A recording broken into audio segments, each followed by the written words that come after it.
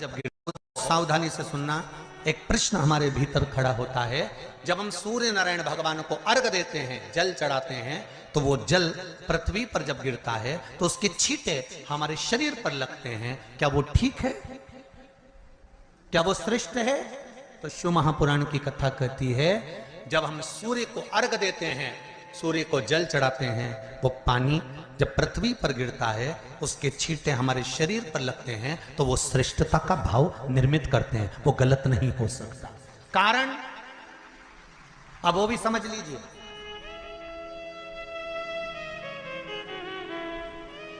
अब सूर्य नारायण भगवान को आप जल चढ़ा रहे हो, तो छींटे नहीं लगे, उसके लिए क्या स्टूल पे चढ़ के चढ़ाओगे कि कुर्सी पे चढ़ के चढ़ाओगे? अरे बोलो तो सही। अब कई लोगों के दिमाग में यह बात भरा गई कि हम भगवान को जल चढ़ाते हैं, वो हमारे शरीर में छींटे लगते हैं, जमीन पे से पानी गिरता है, वो हमारे शरीर को छींटे लगते हैं, भगवान को अच्छा नहीं लगता होगा। कौन ने कहा? पहले तो उसको पकड़ के ला।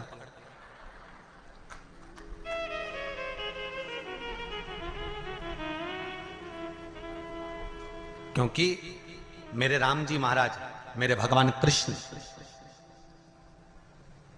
बड़े बड़े संत, साधु, सन्यासी, तपस्वी, साधक, उपासक जितने भी हुए, जिन्होंने सूर्य की आराधना करी, इन्होंने टेविता है, वो शरीर पर अगर लगता है तो हमको उसका आशीर्वाद ही प्राप्त होता है, दोष नहीं लगता। पर लोगों ने इसको विपरीत कर दिया। कि कौन ने विपरीत करा? कई लोगों ने इसको विपरीत कर दिया। कौन ने विपरीत करा? तो जो दूसरे धर्म के लोग होते हैं, जिनको हिंदू धर्म से नफरत होती है और जो हिंदू धर्म की पूजन, सेवा, अर्चना को समाप्त करना चाहते हैं, वो धीरे धीरे धीरे धीरे कहने लगे कि सूर्य को जल चढ़ाओगे तो शरीर में लगेगा, शरीर में लगेगा तो दोष लगेगा। इसको कह कहकर घर घर में सूर्य को जल चढ़ाना लोगों ने बंद कर दिया कि आप जल चढ़ाएंगे तो दोष लगेगा, शरीर पे छींटा लगेगा, शरीर को ऐसा लगेगा।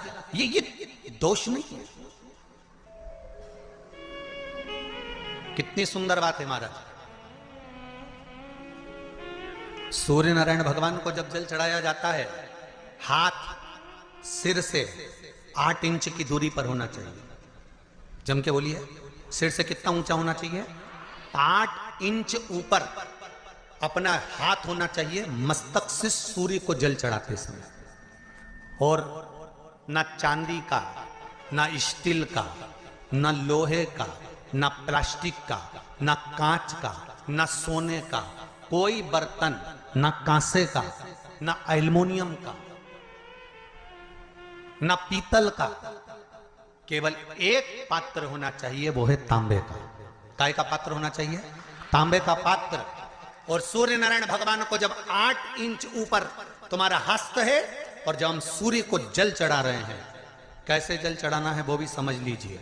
अगर कोई कैंसर का मरीज है, जिसके चेस्ट में कैंसर आ गया हो, लेफ्ट में, राइट में कहीं पर कैंसर आ गया हो, या कोई गठान आ गई हो, तो महाराज आप जल चढ़ाते समय उस जल की धार को सूर्य भगवान को जब चढ़ा रहे हो, तो धार आपकी गठान की ओर जाना चाहिए, जिससे सूर्य की किरण उस जल में से आपके उस स्थान पर पड़े, उस जगह पर पड़े जहां पर गठान है। महाराज आप लगातार जल तो चढ़ाना चालू करो, अच्छे अच्छे डॉक्टर फेल हो जाएंगे और कह देंगे गठान ठीक हो गई। आपका लीवर और किडनी गड़बड़ कर रहा है, आप प्रतिदिन, आपका स्वास्थ्य गड़बड़ रहता है, आप प्रतिदिन ये ज्योतिष शास्त्र के अंतर्गत, रत्न शास्त्र के अंतर्गत, ये रत्न शास्त्र, ज्योतिष शास्त्र, रंग शास्त्र जो हमारे यहाँ है, रंगों के हिसाब से ये जितने रत्न होते हैं, मोती शास्त्र के अंतर्गत, ये रत्न शास्त्र, ज्योतिष शास्त्र, रंग शास्त्र जो हमारे यहाँ है, रंगों के हिसाब से ये जितने रत्न होते हैं, माणिक हुआ, सोन, मोती हुआ, नीलम हुआ, मूंगा हुआ, पुखराज हुआ, ये क्यों कहते हैं ये पीला है, ये सफेद है, ये नीला है, ये लाल है, इसको शरीर में क्यों पहनाते हैं? उसका कारण होता है कि जब शरीर में पहनते हैं, सूर्य की किरण उसमें पड़ती है, हमारे शरीर पर वो कलर का इफेक्ट पड़ता है, उस कलर को शरीर पर लगता है, और शरीर पर लगता है तो हमारा शरीर धीरे धीरे, हमारी जो इंद्रियां हैं वो सही होने लगती हैं, काम सही होने लगता है। तो आप कहते सूर्य नारायण भगवान को स्टील के लोटे से, या चांदी के लोटे से, या पीतल के लोटे से, या प्लास्टिक के लोटे से, या कांच के बर्तन से जल चढ़ाने से आयु छिन्न होती है। क्या समाप्त होती है? आयु।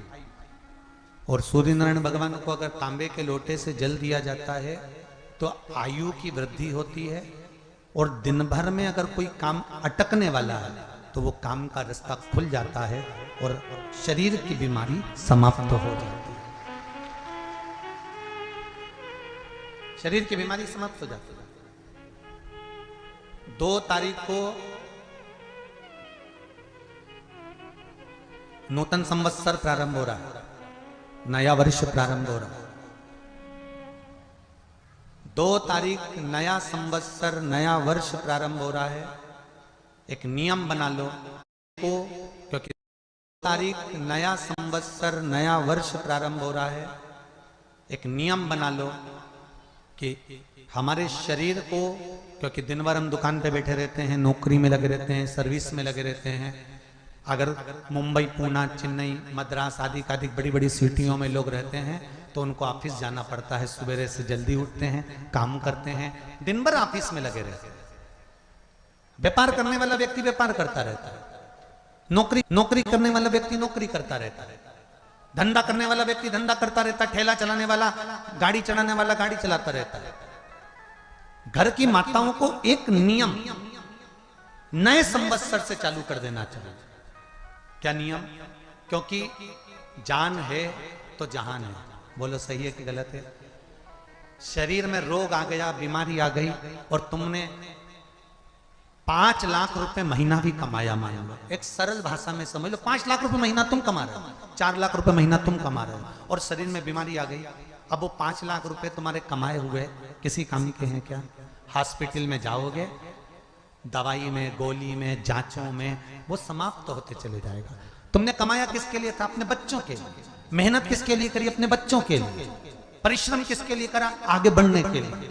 और मालूम पड़ा कि तुम बीमार पड़ गए, जितना तुमने कमा कर जोड़ा था वो सब तुम्हारी बीमारी में लग गया। तो ऐसा कमाना कोई फायदे का है क्या? कमाओ, दिल से कमाओ, जितनी तुम्हारी कैपेसिटी है उससे दुगना कमाओ, पर उसके साथ एक काम चालू करो कि तुम अंतिम क्षण तक, जब मौत तुम्हारे दरवाजे पर आए, तुम्हारी उम्र जब पूरी हो, तब तक भी तुम बीमार नहीं पड़ो।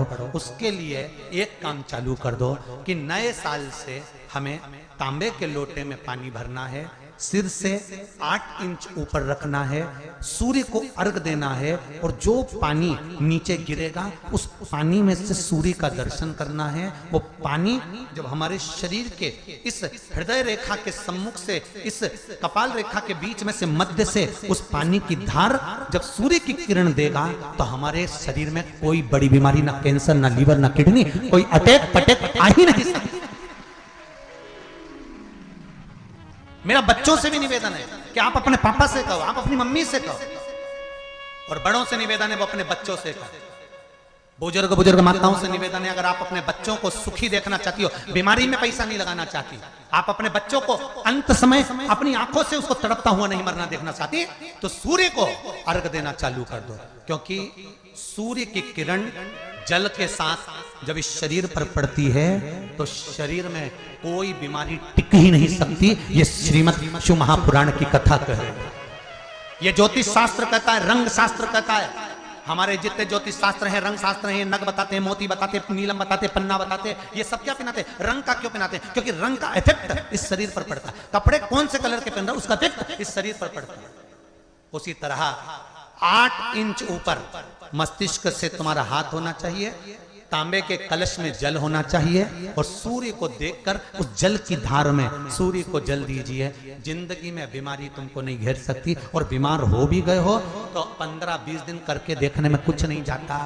बाद में मत करना, सियोर वाला हमारा झूठ बोल रहा होगा, उसमें क्या दिक्कत? क्यों कह रहे हैं, क्यों बोल रहे हैं? उसका एक कारण है, आज के समय में लोग 80 साल और 90 साल के होकर नहीं जा रहे भाई। आज के समय में लोग अटैक आता है, बीमारी आती है, कैंसर हो गया, शुगर हो गई, बीपी हो गया, 60, 70, 75, 55, 40 में लोगों के प्राण छूट जा रहे हैं। अगर ये पूरी पृथ्वी युवानों से जवानों से अगर विहीन हो जाएगी तो किस काम की? तुम्हारा कमाया गया धन किस काम का हो? कौन कौन ले रहा है नियम? आज से 2 तारीख से नियम बना लो कि नूतन वर्ष से 1 तांबे का लोटा जल सूर्य नारायण को अर्घ देना है हमको प्रतिदिन।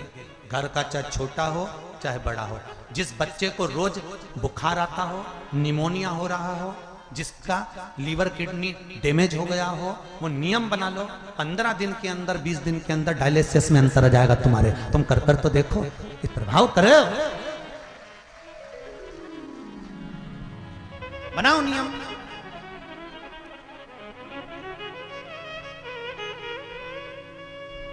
जिस